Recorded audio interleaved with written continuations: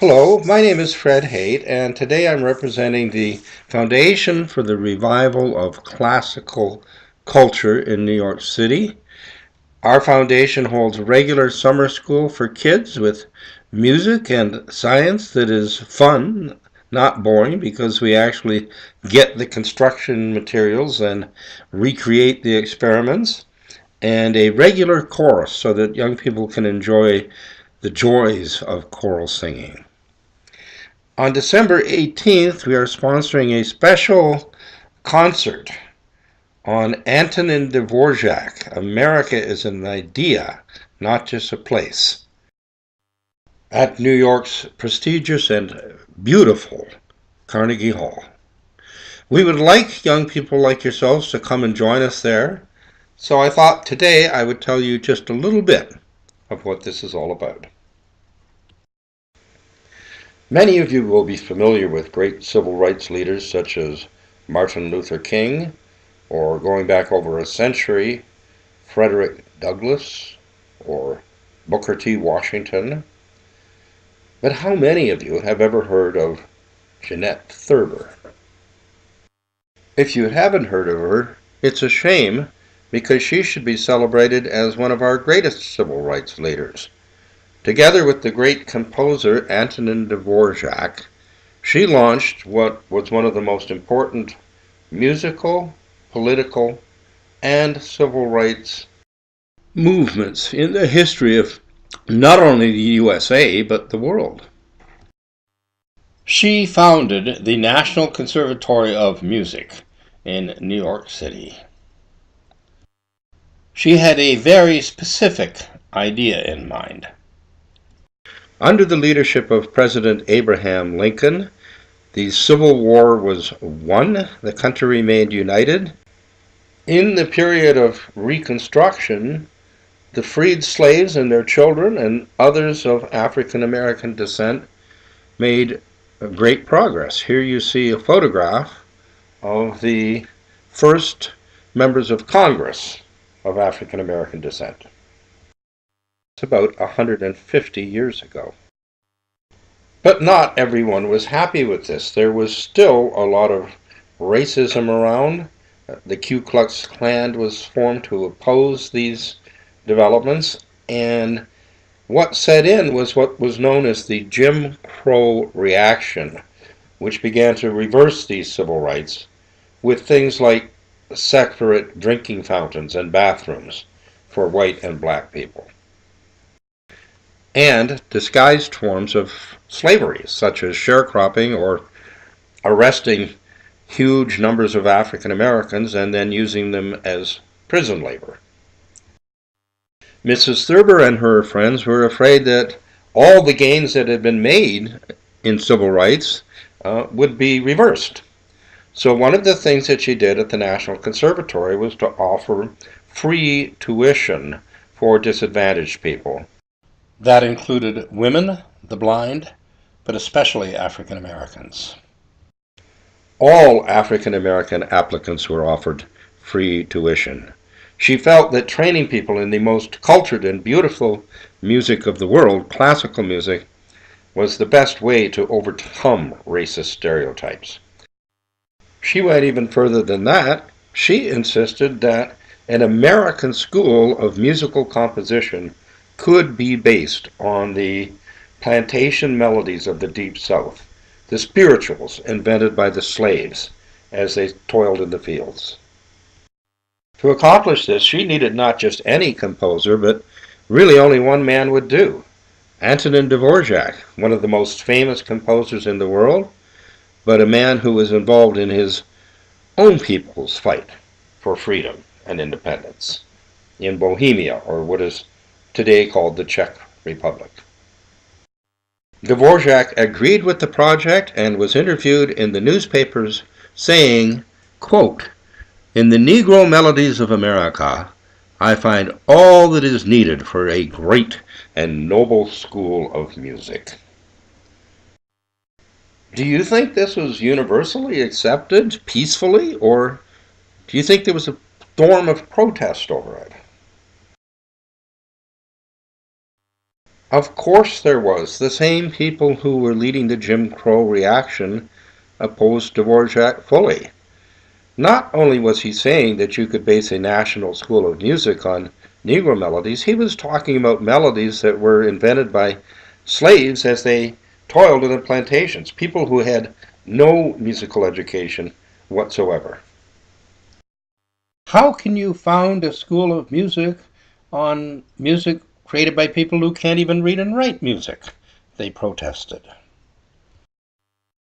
Yet, what makes the plantation spirituals beautiful, even more sublime, is that the people who created them have been enslaved, deprived of every freedom, brought over from Africa in shackles, and had every right to be angry, even hateful.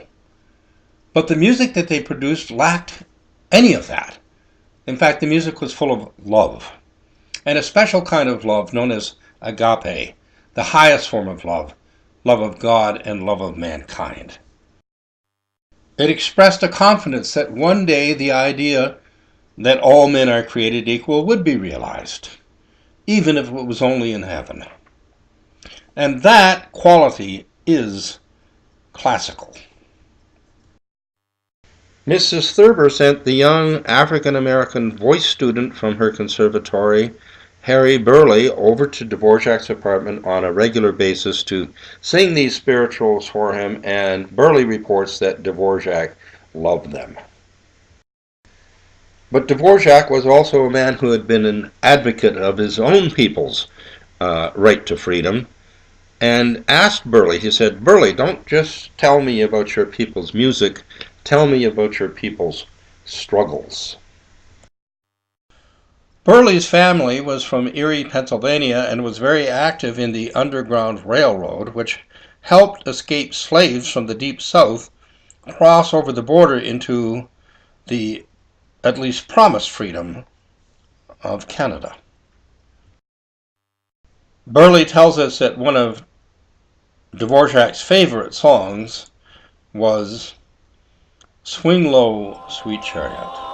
Swing low, sweet chariot, coming for to carry me home. Swing low, sweet chariot, coming for to carry me home.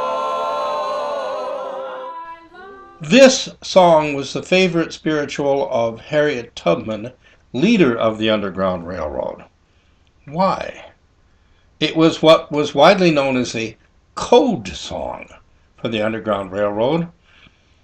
The words might seem to be talking about the prophet Elijah going to heaven in a chariot, as told in the Bible, but it really refers to the chariot as the Big Dipper, the constellation in the stars, and when it swings low, it's low in the sky and giving the escaped slaves an idea of which direction to head. Dvorak modified that song and incorporated it into his symphony in a powerful way. Listen to this excerpt from the spiritual.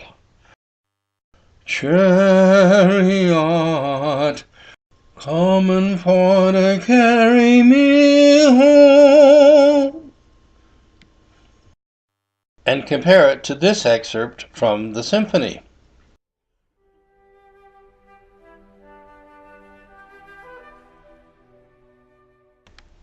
Dvorak stated his intention to set these spirituals, but also said he was bringing in the cavalry, the full resources of the symphonic orchestra.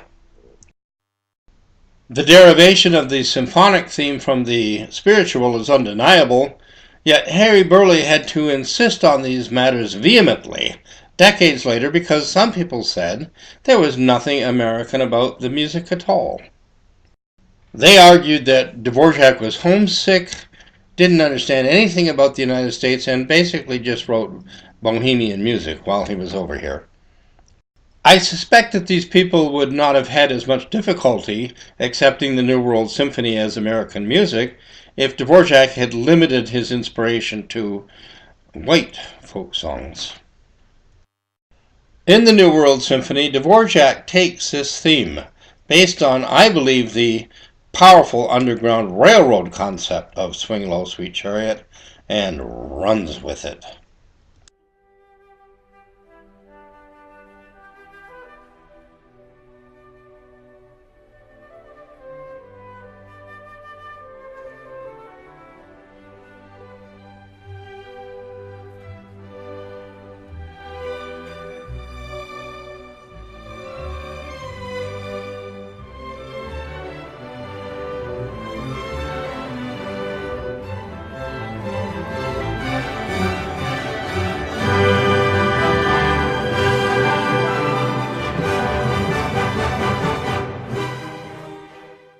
But there was more.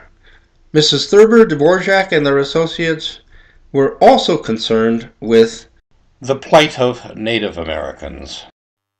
Dvorak had read the Song of Hiawatha and admired it greatly and based large parts of his New World Symphony on the Song of Hiawatha. Like today, people who should be brothers were murdering each other, and Hiawatha was a prophet sent from above to unify 6 warring tribes into a new nation, the Iroquois. God, Gitchi-Manitou, said, "I have given you a prophet. Heed his words and you will prosper. Ignore them and you will perish." Dvorak heard all kinds of folk music in the United States. He heard Scottish music, Irish music, English music. Why concentrate on Native Americans and African Americans? It's only because they were the people who were most being denied their human rights. And finding genius in their music was one of the best ways to redress that wrong. Like Hiawatha, Dvorak also sought to unite people. So he looked for the aspects that Native American music and the plantation spirituals had in common. And there are 2 things that really stood out for him. One is the use of a pentatonic scale. Instead of the usual major and minor scales, which have 7 different notes, the pentatonic scale only has 5 different notes. Let me play for you a major scale.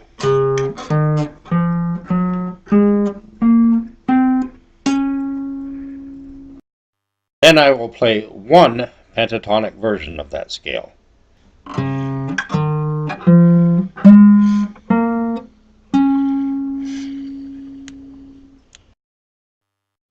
The most famous passage in the New World Symphony uses exactly that pentatonic scale.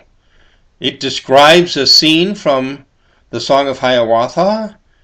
It invokes the image of a Native American flute, in fact can be played on a Native American flute, but in the symphony is played on an English horn.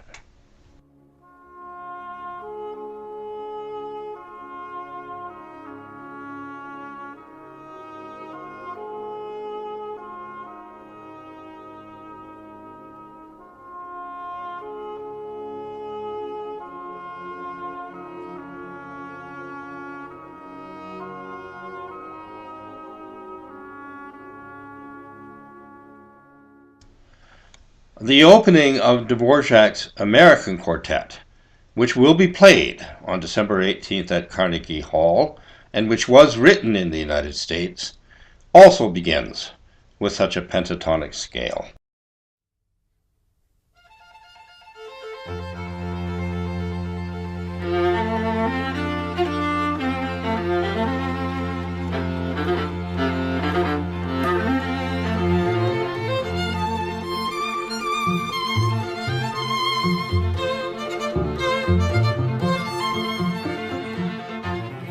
He also found a commonality between Native American music and African American music in a rhythm called the Scottish snap. The form of it that interested him was a long tone in terms of duration, followed by a short one, and then succeeded by its inversion, a short and a long. Long, short, short, long. Long, short, short, long.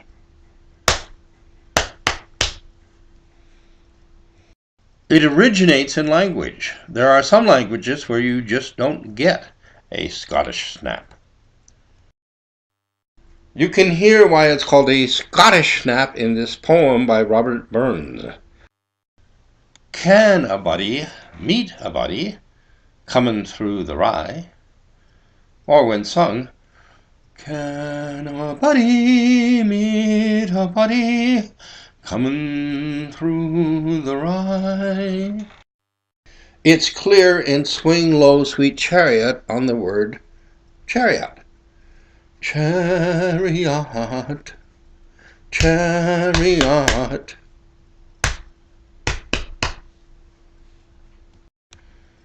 Dvorak also found that pattern in Native American music. This Iroquois song is not exactly that, but it's very close.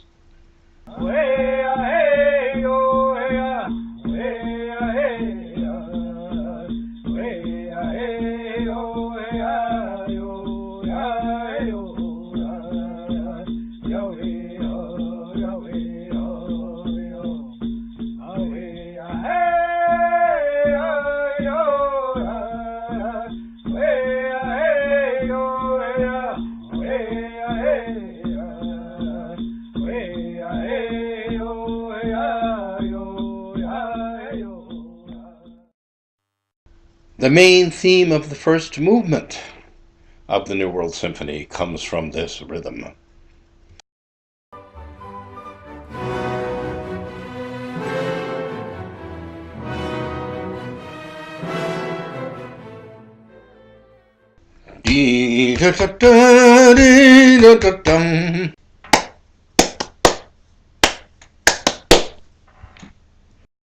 Now go back and listen to the opening of the American String Quartet once again.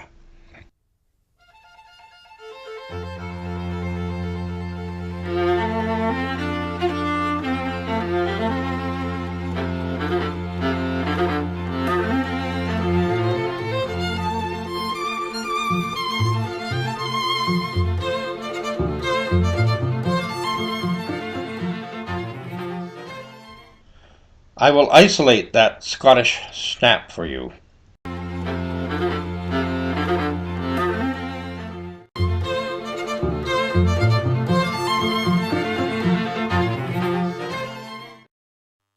These are not tricks.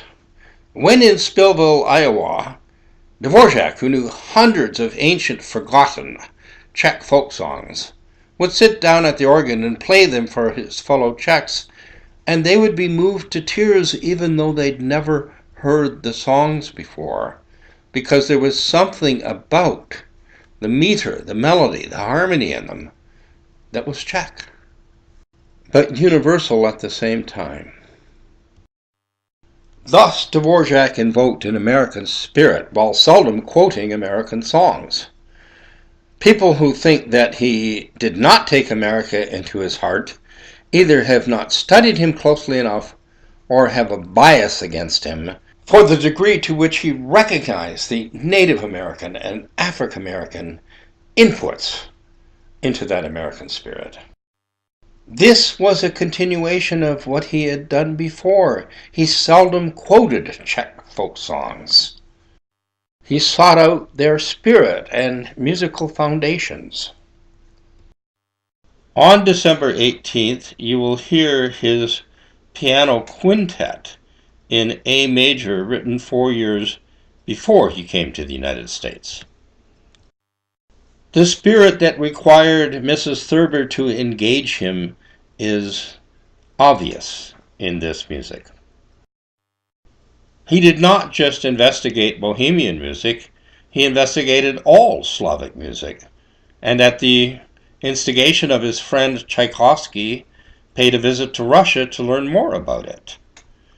He became the master of the Dumka, which is essentially a Ukrainian form.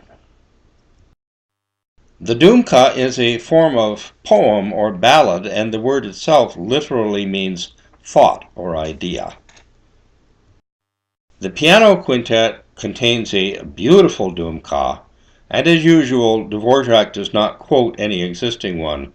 He learns everything he can about it and makes up his own in the true spirit of it. From the Quintet in A Major.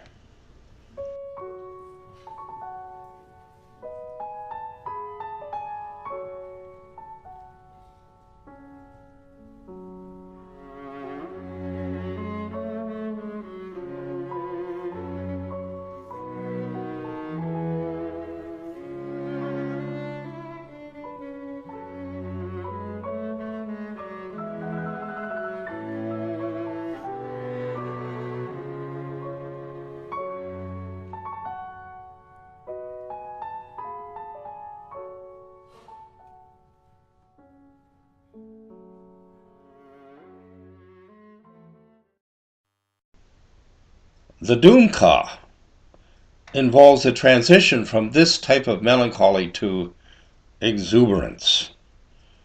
But I'm not going to share that with you right now. Come on the 18th and hear it for yourself.